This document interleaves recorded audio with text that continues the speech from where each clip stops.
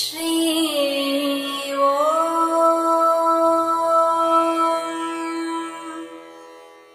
ஸ்ரீ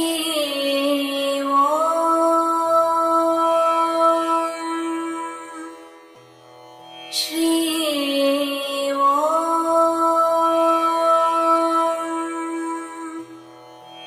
ஸ்ரீ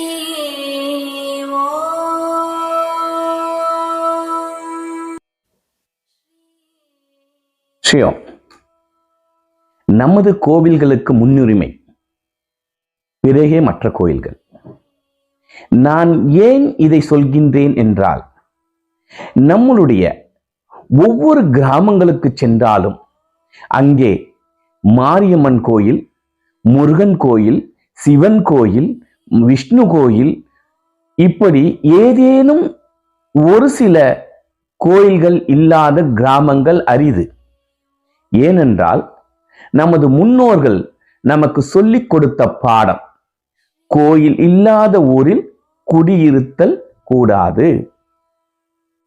அப்படி இருக்க நாம் சற்றே நம்முடைய கிராமங்களில் உள்ள கோயில்களை பாருங்களேன்.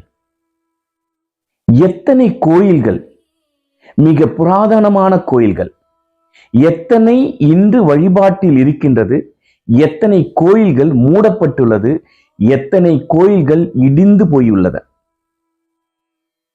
ஏன் இந்த அவலநிலை நமது கோயில்களுக்கு? ஏன் மக்களிடம் பக்தி குறைந்து விட்டதா? மக்கள் கோயில்களுக்கு செல்வதில்லையா என்று பார்த்தால், ஒரு சில கோயில்களில் கூட்டங்கள் நிரம்பி வழிகின்றன.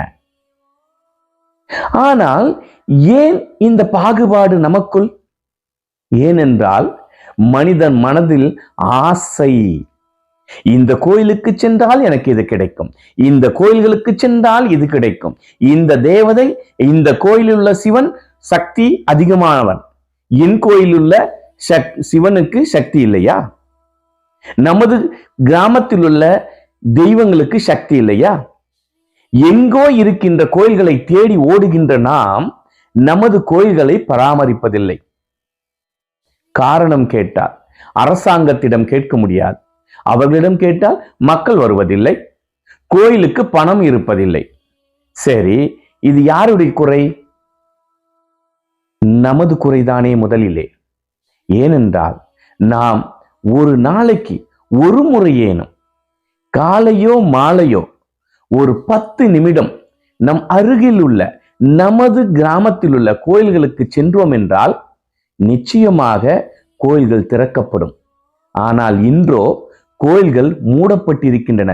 ஒருவேளை உணவு மட்டும்தான், ஒருவேளை நைவேத்தியம் மட்டும் கூட கிடைக்காத தெய்வங்கள் கிராமங்களிலே உண்டு.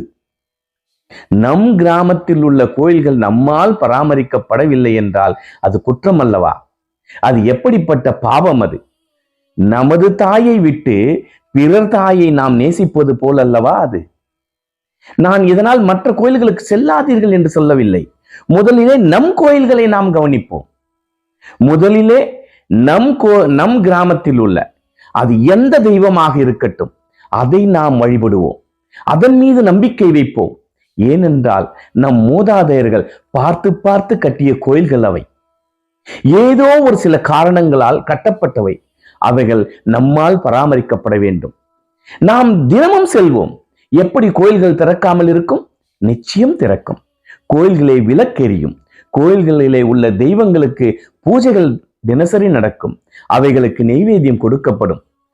அந்த கோயில்கள் நன்றாக இருந்தால் நம் கிராமங்கள் நன்றாக இருக்கும், நாம் நன்றாக இருப்போம். இதை விட்டு எங்கோ இருக்கின்ற கோயில்களை தேடி ஓடாதீர்கள் மக்களே.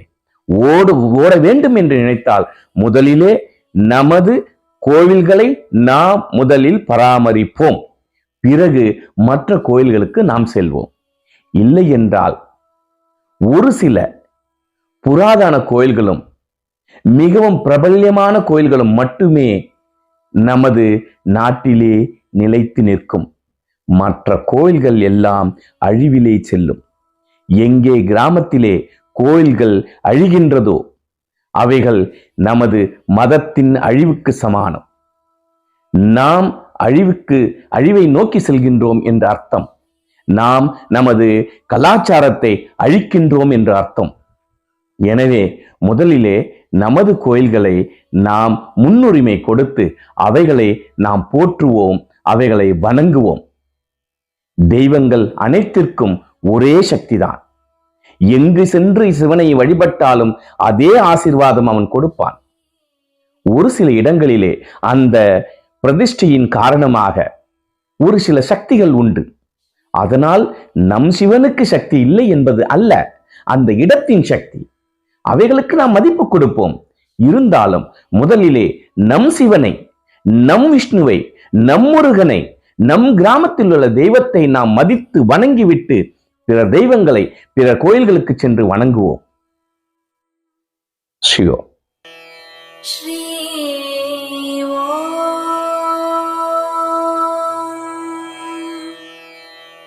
ஸ்ரீ